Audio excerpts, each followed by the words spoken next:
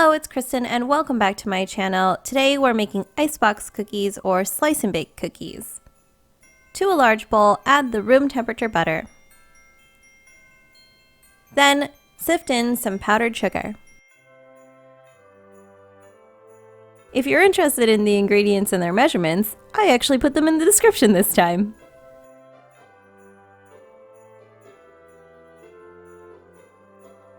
Then mix well. I actually really suggest using a whisk at this point. All of my whisks are broken, so I had to use a spatula, and it really makes a difference in the texture of the cookie. Because I only used a spatula, the cookies came out a little bit more dense, but if you want them more airy, then definitely use a whisk. Next, add the egg yolk and the vanilla, and mix well. Again, this would have been way easier with a whisk. But just keep mixing until the butter becomes a little bit lighter in color. Next, sift in the flour and the salt.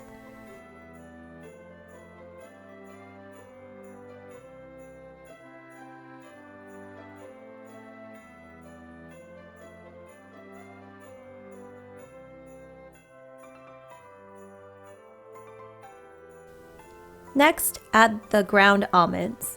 I used blanched almonds that still had the skin on them, but you can use the blanched ones without the skin. I also like to toast my ground almonds before I use them, just to give the cookie sort of like a roasty, toasty, almondy sort of flavor, but you don't need to do that if you don't want to.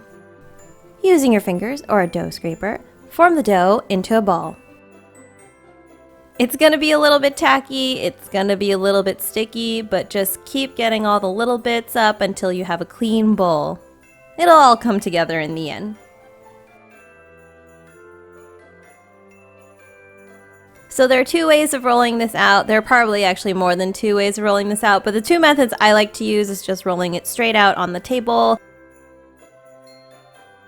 The other method is to use a piece of parchment paper, and this makes a smoother, rounder, and more even cylinder. I usually like to make my cookies just about 1.5 inches big, so you can make them larger if you want, or thicker. It's up to you. Just roll it up in the piece of parchment and stick it in your refrigerator for half an hour. If you're going to do this overnight or you want to put it in the freezer, then wrap it in some plastic wrap and then put it in the freezer and refrigerator. After half an hour, it should be nice and firm, so you're going to want to cut this into even circles.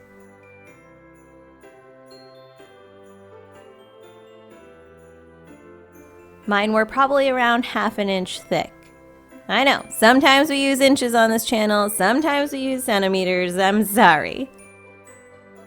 Bake them in an oven that's been preheated to 350 degrees Fahrenheit for 10 to 12 minutes, or until the edges around the bottom start turning golden brown.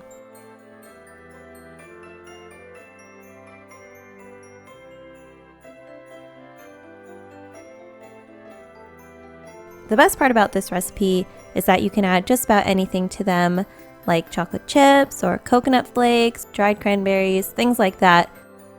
Not additional flour, don't do that.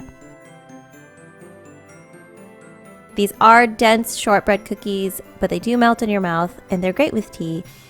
And I hope that you enjoyed this video. Thank you so much for watching, and I'll see you in my next one.